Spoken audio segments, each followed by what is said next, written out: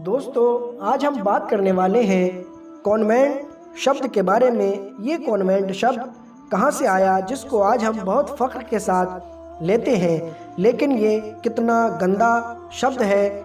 इसकी हकीकत जानने के लिए आप हमारी वीडियो को आखिर तक ज़रूर देखें। कॉन्वेंट, सबसे पहले तो ये जानना ज़रूरी है कि ये शब्द आखिर आया कहाँ से। तो आइए इस पर रोशनी डालते हैं। ब्रिटेन में एक कानून था, लिव इन रिलेशनशिप, बिना किसी वैवाहिक यानी बिना किसी शादी और संबंध के एक लड़का और एक लड़की का साथ में रहना। जब साथ में रहते थे तो शारीरिक संबंध भी बन जाते थे, तो इस प्रक्रिया के अनुसार संतान भी पैदा हो जाती थी। तो उन संतानों को किसी चर्च में छोड़ दिया जाता था। जब ब्रिटेन की सरकार के सामने ये गंभीर समस्या हुई कि इन बच्चों का क्या किया जाए, तब वहाँ की सरकार ने कॉन्वेंट खोले, अर्थात जो बच्चे अनाथ होने के साथ साथ नाजायज़ अवैध हैं उनके लिए कॉन्वेंट बनाए गए। उन अनाथ और नाजायज़ बच्चों को रिश्ते का एहसास कराने के लिए उन्होंने अनाथालयों में एक फादर और एक मदर, एक सिस्टर की नियुक्ति कर दी, क्योंकि ना तो उन बच्चों का कोई जायज़ बाप है, ना ही उनकी माँ है। तो कॉन्वेंट बना नाजायज़ बच्चों के लिए जायज़। इंग्लैंड में पहला कॉन्वेंट स्कूल सन 1609 में आसपास एक चर्च में खोला गया था, जिसके ऐतिहासिक तथ्य भी मौजूद हैं। और भारत में पहला कॉन्वेंट स्कूल कलकत्ता में सन 1842 में खोला गया था, परंतु तब हम गुलाम थे और आज तो लाखों की संख्या में कॉन्वेंट स्कूल चल रहे हैं। जब कलकत्ता में पहला कॉन्वेंट स्कूल खोला गया था, उस समय इसे फ्री स्कूल कहा जाता था।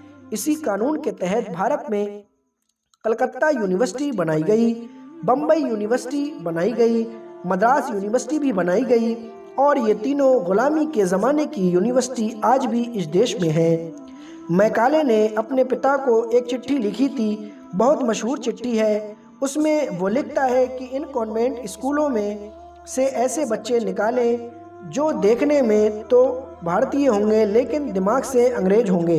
इन्हें अपने देश के बारे में कुछ पता नहीं होगा, इनको अपने संस्कृति के बारे में भी कुछ पता नहीं होगा, इनको अपनी परंपराओं के बारे में भी कुछ नहीं पता होगा, इनको अपने मुहावरे नहीं मालूम होंगे। जब ऐसे बच्चे होंगे इस देश में तो अंग्रेज भले ही चले जाएं, इस देश से अंग्रेजियत नहीं जाएगी। उस समय लिखी चिट्ठी की सच्चाई इस देश में जब साफ साफ दिखाई दे रही है, और एक्ट की महिमा देखते हुए कि हमें अपनी भाषा बोलने में शर्म आती है। अंग्रेजी में बोलते हैं कि दूसरों पर रुआब पड़ेगा। अरे हम तो खुद में ही शर्मा गए हैं, जिसे अपनी भाषा बोलने में भी शर्म आ रही है, दूसरों पर क्यों रुआब पड़ेगा। लोगों का तर्क है कि अंग्रेजी अंतर्राष्ट्रीय भाषा है। दुनिया में 204 देश हैं और अंग्रेजी सिर्फ 11 देशों में ही बोली और पढ़ी और समझी जाती है। फिर ये कैसे अंतर्राष्ट्रीय भाषा है?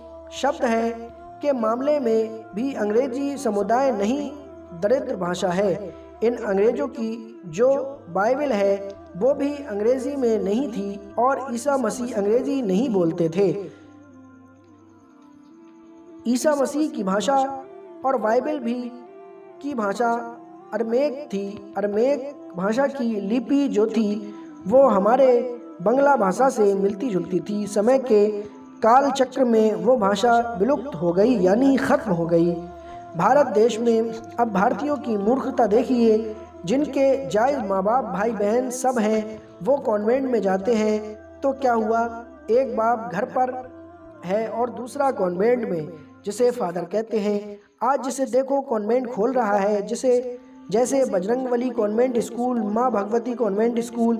अब इन मूर्खों को कौन समझाए कि भैया माँ भगवती या बजरंगबली का कॉन्वेंट से कोई लेना देना नहीं है। दुर्भाग्य की बात यह है कि जिन चीज़ों को हमने त्याग किया, अंग्रेज़ों ने वो सभी चीज़ों को पोषित और संचित किया, और हम सब ने उनकी त्यागी हुई गुलामी सोच को गर्भित होने का एक फ़ैसला ले लिया। तो दोस्तों, अब आपको पता चल ही गया होगा कि कॉन्वेंट लफ्ज़ कितना गंदे तरीके से हम तक पहुंचा है।